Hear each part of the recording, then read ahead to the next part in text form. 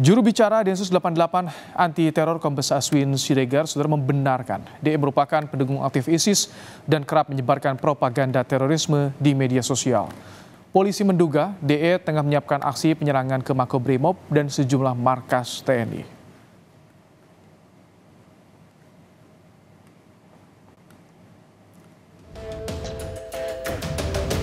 Densus 88 anti teror menggeledah sebuah rumah pegawai PT KAI berinisial DE di Harapan Jaya, Bekasi Utara, Bekasi, Jawa Barat.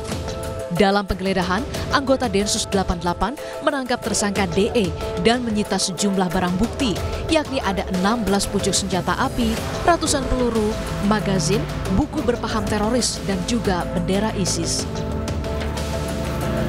Usai penggeledahan, Kapolda Metro Jaya Irjen Karyoto pun datang langsung mengecek lokasi rumah tersangka DE dan barang bukti yang disita.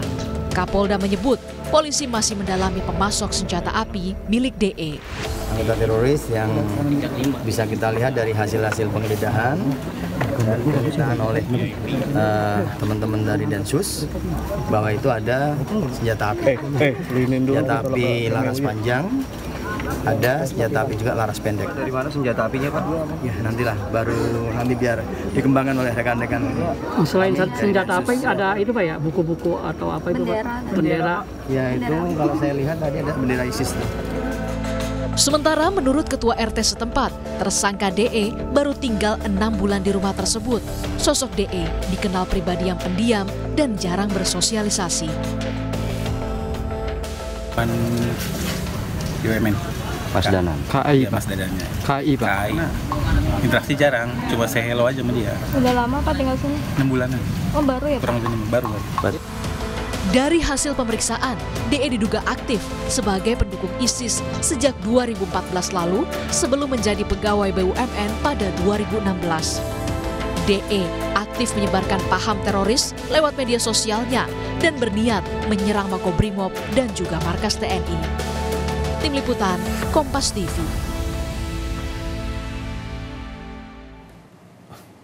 Bagaimana mencegah penyusupan simpatisan teroris di lingkungan perusahaan BUMN? Kita akan bahas bersama Direktur Jaringan Moderat Indonesia, Islah Bahrawi. Selamat petang, Assalamualaikum Mas Islah. Waalaikumsalam Mas Baim. Mas Islah, bagaimana Anda yang bisa mengamati melihat profil pelaku? 2010 terpapar, tapi 2016 bisa masuk ke BUMN. Kok bisa sih, Mas Islah? Ya, ini membuka mata kita semua ya, bahwa ternyata kelompok-kelompok ini yang notabene justru mentogutkan negara ini, mengharamkan Pancasila, ternyata mereka ini justru bekerja di jantungnya mesin-mesin uang, ya kita bisa sebut begitu, dari negara ini. Coba bayangkan, ini baru satu saja dengan alat bukti yang berupa belasan pucuk senjata. Coba bayangkan kalau mereka ini punya jaringan yang sangat kuat dan kalau mereka ini menguasai berbagai badan usaha milik negara yang bergerak di sektor penerbangan, apalagi ini perkereta apian, dan tolong dicatat, tersangka DE ini bekerja di bagian langsir, coba bayangin. Artinya bisa saja mereka melakukan sabotase atau teror di lingkungan pekerjaannya. Tapi inilah peringatan buat kita semua bahwa profiling saja tidak cukup untuk melakukan rekrutmen terhadap badan usaha atau lembaga milik negara ini. Perlu assessment yang lebih dalam kepada mereka yang ingin direkrut menjadi karyawan baru. Bahkan saya mengusulkan ini teguran juga dari seluruh anak bangsa ini ya kepada Kementerian BUMN untuk melakukan assessment terhadap semua karyawan yang ada di kementerian, lembaga, atau badan usaha milik negara. Mas Islah, yang juga jadi pertanyaan, punya 16 pucuk senjata api laras panjang dan juga laras pendek. Tadi Anda singgung soal ini dikhawatirkan dalam jaringan. Ini bagaimana untuk mengungkapnya, kan kalau ISIS biasanya hanya sel-sel yang masing-masing di media sosial seperti itu ya Mas Islah? Iya. Tapi memang begini, kalau melihat pola kerjanya tersangka DE ini, dia memang bergerak di media sosial. Bisa jadi jaringan yang dia punya di dalam KAI itu mungkin hanya jaringan yang bersifat resiliensi ideologis yang sama. Tapi kalau dalam hal ini, sepanjang hari ini, interogasi yang dilakukan oleh pihak Densus, saya dapat bocoran dari teman-teman dari Densus, bahwa dia ini memang berniat melakukan amalia sendiri, mengumpulkan senjata sendiri, dan dia sudah siap mati. Tujuan dia ini adalah berangkat ke Suriah, tapi dia memahami berbagai hambatan untuk berangkat ke Suriah, sehingga akhirnya opsi B, opsi C yang dia lakukan, menyerbu markas BRIMOB atau markas TNI.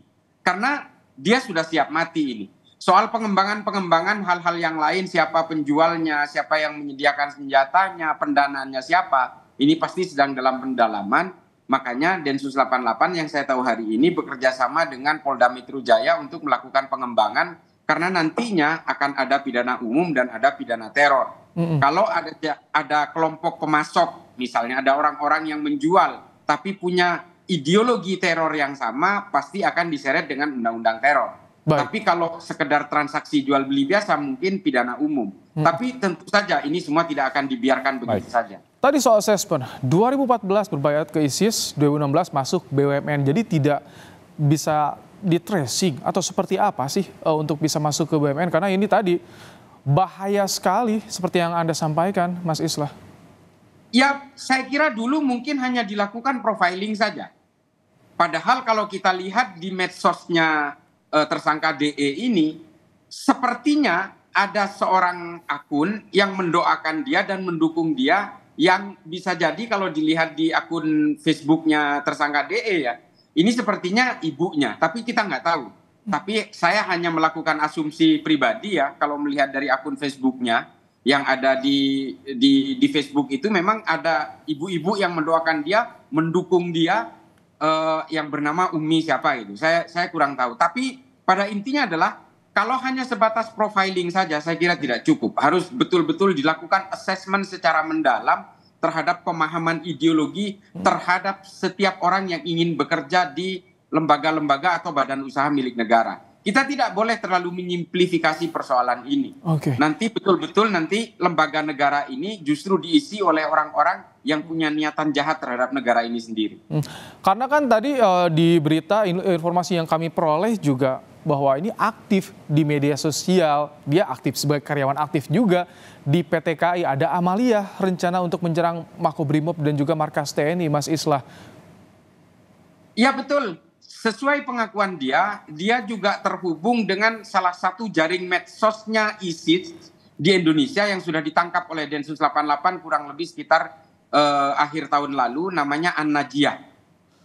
Tersangka DE ini mengakui dia juga aktif di dalam kelompok media sosial ini sebelum mereka ditangkap. Sebelum sayap media sosial digitalnya ISIS ini ditangkap oleh Densus, dia sangat aktif juga di situ. Ini sesuai pengakuan dia, artinya dia betul-betul berusaha menjadi ideolog dan berusaha untuk mempengaruhi orang lewat media sosial dengan cara menunjukkan militansinya melalui senjata-senjata yang dia punya. Ini ada satu dari sekian ribu karyawan yang menurut saya kita tidak boleh diam. Jadi bisa kerjasama Mas Islah antara Densus, BUMN, dan juga pemerintah untuk mendeteksi siapa saja yang terpapar dan ini rentan harus segera ditangani.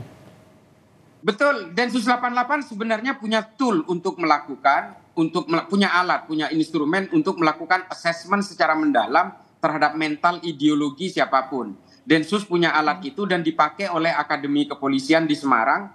Tapi ya selama ini yang saya tahu memang Densus tidak pernah dilibatkan di dalam rekrutmen terhadap karyawan-karyawan BUMN selama ini. Soal amalia menyerang Makobrimob, markas TNI, ada juga informasi soal adanya ingin membebaskan Napiter. Ini apakah juga motif baru yang saat ini ditemukan untuk membebaskan atau seperti apa, Mas Islah? Ini sebenarnya pola lama ya, karena anak ini menurut saya sudah siap mati sesuai pengakuan dia. Dia ingin hijrah ke Suriah tapi karena itu mengalami hambatan, lalu dia memutuskan untuk siap mati, berjihad, mati syahid untuk masuk surga secara otomatis dengan melakukan penyerangan terhadap kantor-kantor polisi dan TNI yang dianggap simbol togutnya Indonesia. Nah ini artinya anak ini sebenarnya adalah pola lain, bentuk lain dari kelompok-kelompok pengantin yang biasanya siap bunuh diri melakukan aksi bom bunuh diri. Tapi dia seolah-olah tidak gagah melakukan itu jika tidak melakukan aksi perang lebih dulu. Makanya anak ini lebih fokus untuk bukan menjadi pengantin bom bunuh diri, tapi melakukan aksi amalia melalui senjata-senjata yang dia kumpulkan. Nah ini adalah pola lain bagaimana orang yang sudah terpapar ideologi untuk siap mati dengan pola-pola pembodohan-pembodohan yang menggunakan ajaran-ajaran agama. Mas Nah Islah, ini Mas Baim, tolong di-highlight ya bahwa aksi terorisme itu tidak ada agamanya. baik. Tapi berbagai ideologi kekerasan ini menunggangi agama supaya kejahatannya terlihat terhormat. Baik. Itu dia. Mas Islah, apakah ada kecurigaan pelaku ini bergerak sendiri atau ada juga yang membantunya? Karena kalau misalkan dengan temuan banyak sekali senjata dan amunisi, ini pertanyakan dari mana, dananya di mana? Nah itu dia. Singkat saja Mas Islah. Iya, ini betul-betul menjadi pertanyaan kita semua, tapi Densus 88 pasti sedang melakukan pendalaman karena ini tidak mungkin melibatkan hanya 1-2 orang.